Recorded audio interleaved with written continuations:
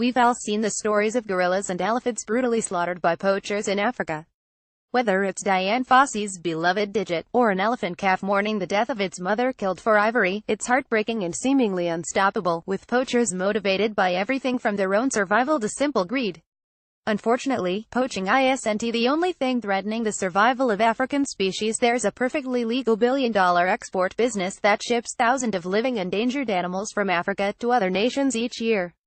South Africa, for example, reported selling $1.4 billion in animal products in 2015. The African Wildlife Foundation has just sorted through export-import statistics from the CITES Convention on International Trade in Endangered Species of Wild Fauna and Flora Trade Database for the years 2012-2015 to develop a comprehensive understanding of what's going on. The AWF has offered Big Think an exclusive look at the results. The species included and excluded from these infographics. First, the animals included in these infographics are all endangered. Second, for the purposes of clarity, animals intended for non-scientific and non-medical use are not included. This because even though such animals comprise about 75% of exports, that high number is misleadingly skewed by the extraordinary numbers of crab-eating macaques exported overseas from the tiny island of Mauritius. 3 out of 4 animals exported from Africa are crab-eating macaques, called the world's worst invasive species by some. They do, however, share some physiology with humans, and so here's what all of these animals are imported for. Overall numbers. The data encompasses both the exporting country's figures and those of the importing country, which often disagree, as shown in the top half of the infographic below.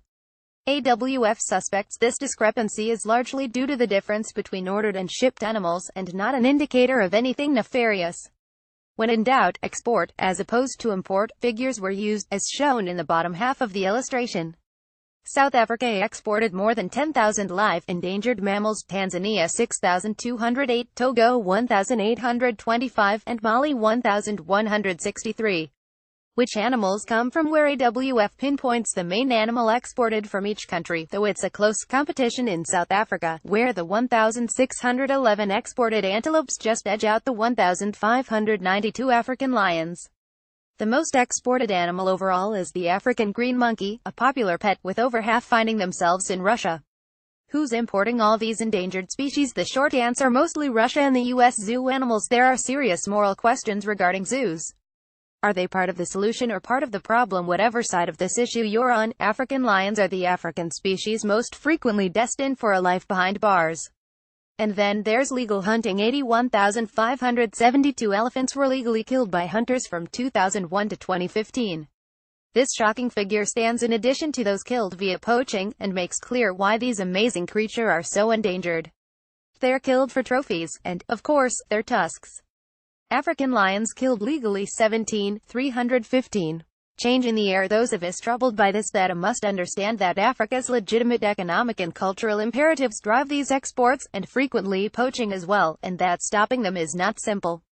For one thing, the income derived from animal exports would have to be replaced.